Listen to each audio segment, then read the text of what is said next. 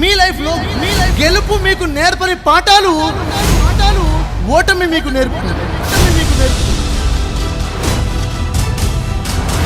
పెద్ద పెద్ద లక్ష్యాలు ఉంటే పెద్ద పెద్ద రిజల్ట్స్ వస్తాయి. అదే చిన్న చిన్న లక్ష్యాలు ఉంటే ఏ రిజల్ట్ రా. పెద్దగా కలలు కనండి, పెద్దగా ఊహించండి, పెద్ద పెద్ద లక్ష్యాలు పెట్టుకోండి. ఎందుకో తెలుసా? ఆ సత్తా, ఆ దమ్ము, ఆ పవర్ దేవుడు మీకు ఇచ్చి పుట్టించాడు. ఆ శక్తి నీలో ఉంది. ఎందుకో తెలుసా? నిన్ను పుట్టించింది సామాన్యమైన వాడు కాదు, మహోన్నతుడైన ఆ దేవుడు నిన్ను పుట్టించాడు.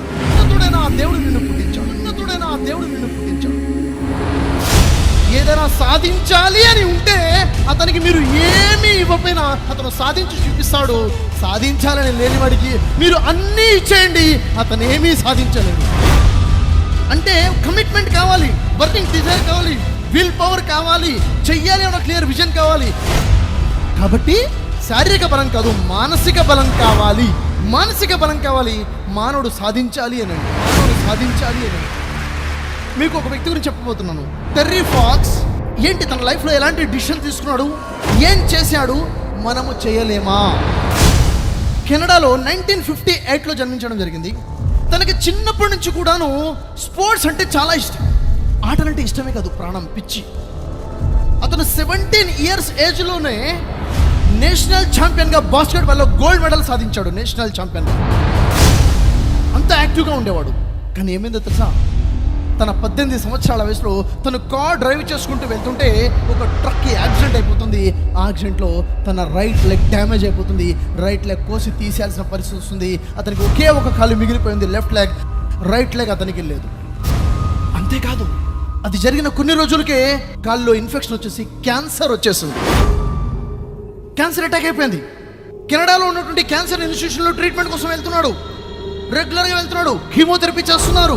అక్కడ తను వెళ్తుంటే తనతో పాటు చాలా మంది పేషెంట్స్, క్యాన్సర్ పేషెంట్స్ చూస్తున్నాడు. వారి బాధ చూస్తున్నాడు, వారి ఏడుపులు చూస్తున్నాడు, వారి చావులు చూస్తున్నాడు. తన బాధ చూస్తున్నాడు. ఏంటిది, ఇది తగ్గదా, నయం కదా, ఎందుకు చావులు జరుగుతున్నాయి అంటే డాక్టర్ గారు సమాధానం చెప్తున్నారు. టెర్రీ ఫాక్స్, నువ్వు బ్రతికి ఉండే అవకాశాలు 50% ఉన్నాయి అంటారు. 50% ఛాన్సెస్ ఉన్నాయా బతకడానికి? ఆశ్చర్యంగా అడిగితే, అవును, ఇదే ఇన్ఫెక్షన్ కనుక 2 సంవత్సరాలుగా ముందు వచ్చి ఉంటే 15% మాత్రమే బతికే ఛాన్సెస్ ఉన్నాయి. అంత మాత్రమే అప్పుడు డెవలప్ అయింది. ఇప్పుడు ఇంకొంచెం రీసెర్చ్ ఎక్కువ జరిగింది కాబట్టి ఇంకొంచెం మెడికల్ సైన్స్ డెవలప్ అయింది. ఈ పర్టికులర్ ఇష్యూలో 50% ఛాన్సెస్ ఉన్నాయి. అప్పుడు టెర్రీ ఫాక్స్కి అర్థమైంది, క్యాన్సర్ మీద రీసెర్చ్ చేయడం ఎంత అవసరమో.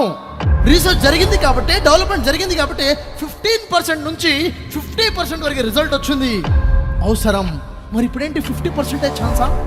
అవును, అంతకు మించి డెవలప్మెంట్ లేదని చెప్పేసి కెనడాలో ఉండి క్యాన్సర్ ఇన్స్టిట్యూషన్ వారు చెప్పడం జరిగింది. అప్పుడు ఆ పరిస్థితిలో తను ఒక ఆలోచన చేశాడు, మరి రీసెర్చ్ ఎందుకని ఫాస్ట్గా జరగట్లేదు? చాలా డబ్బు కావాలి, చాలా ఇన్వెస్ట్మెంట్ కావాలి. తను అప్పుడు ఒక డిసిషన్ తీసుకుంటాడు. ఏం డిసిషన్ తీసుకుంటాడంటే, దీనికోసం ఫండ్ రైజింగ్ నేను చేయాలి. ఎలా ఫండ్ రైజ్ చేయాలి? ఎంత అవసరము? $24 మిలియన్ ఫండింగ్ అవసరం ఉంది. దానికోసం డిసిషన్ తీసుకుంటాడు. ఈ కెనడాలో ఒక ప్రాంతం నుంచి, ఒక సరిహద్దు నుంచి మరొక సరిహద్దు వరకు మారథాన్ నేను స్టార్ట్ చేస్తాను. సుదీర్ఘమైనటువంటి పరుగు నేను మొదలు పెడతాను. ఒక మూల నుంచి మరొక మూల వరకు నేను పరిగెత్తడం మొదలు పెడతాను. క్యాంపెయిన్ స్టార్ట్ చేస్తాను, ఫండ్ రైజింగ్ క్యాంపెయిన్ అని చెప్పేసి ఒక నిర్ణయం తీసుకుంటాడు. దానికోసం ఇన్స్టిట్యూషన్ అప్రోచ్ అవుతాడు, పర్మిషన్ తీసుకుంటాడు. అందరూ చూసి నవ్వుతారు. ఏంటి, $24 మిలియన్ ఫండ్ రైజ్ చేస్తావా?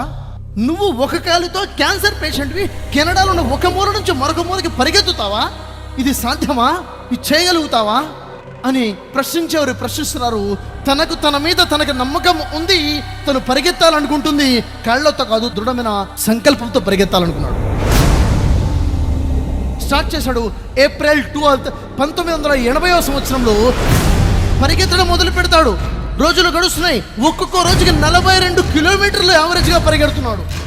అది చూసి పబ్లిక్ ఎందుకు పిచ్చి చావు మీదికి తెచ్చుకుంటున్నాడు, అసలు ఇది సాధ్యమే, అసలు పరిగెత్తాల్సిన అవసరం ఏంటి, ఫండింగ్ కదా, ఫండింగ్ ఎవరిస్తారు అసలు తనకి అన్ని మాటలు మొదలుపెట్టారు. వారి మాటలు వింటుంటే ఎవరికైనా కానీ ఆ ధైర్యం కోల్పోవాల్సిందే, నిరాశ రావాల్సిందే. కానీ టెర్రీ ఫాక్స్ మాత్రం ధైర్యం కోల్పోవట్లేదు. తన మీద తన నమ్మకం. పరిగెడుతున్నాడు. నెల గడిచిపోయింది, 2 నెలలు గడిచిపోయి జూన్ 11వ తేదీన ఏమైందో తెలుసా? ప్రజలు ఆలోచనలు మారిపోయాయి.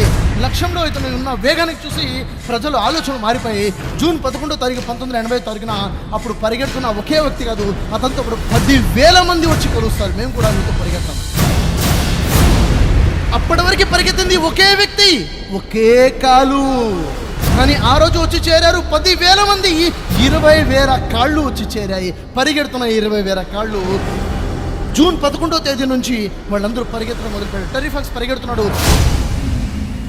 విపరీతమైన నొప్పి వచ్చేస్తుంది కాళ్ళు. ఒకే కాలు మీద పూర్తి ప్రెషర్. మంచిగా ఉన్న కాలు మోకాల్లో నొప్పి వచ్చేస్తుంది. క్యాన్సర్ ఉన్నటువంటి ఇన్ఫెక్షన్ ఉన్న కాళ్ళు విపరీతం నొప్పి వచ్చేస్తుంది. క్యాన్సర్ బాడీలో వేరే ఆర్గాన్స్ కి స్ప్రెడ్ అయిపోయింది. ఇక మనిషి చనిపోయే స్థితికి వచ్చేసాడు.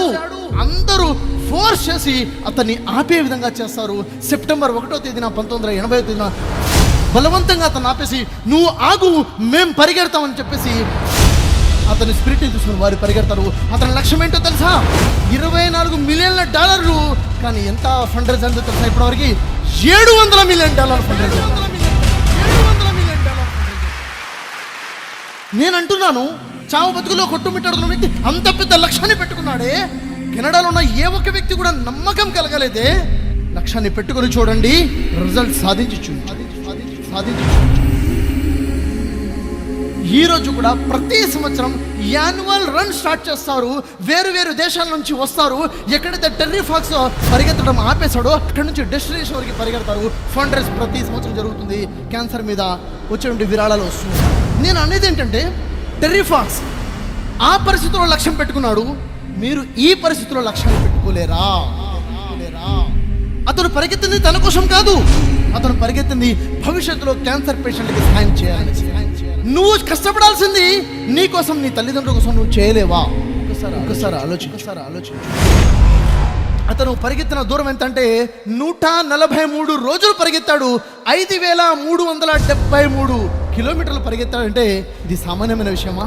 అలాంటి పరిస్థితుల్లో అనుకుంటే మానవుడు అనుకుంటే సాధ్యమే. శారీరక బలం కాదు, మానసిక బలం కావాలి. మానవుడు సాధించాలి అని